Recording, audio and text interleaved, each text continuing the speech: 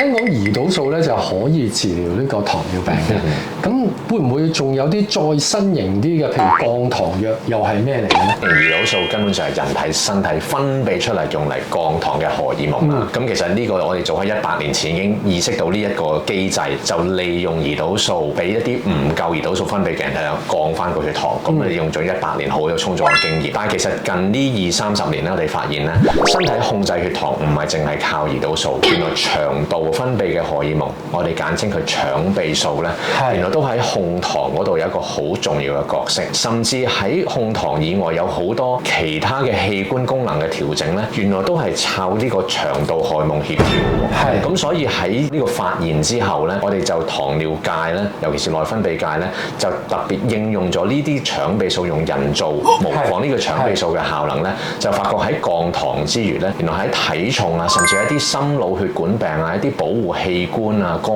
臟嘅效能上咧，發覺啲腸泌素得到嘅療效係遠超過胰島素可以做到嘅嘢。哇！原來有時啲藥佢本身係醫 A 嘅病，但係佢嘅副作用又幫到 B、C、D 嘅喎。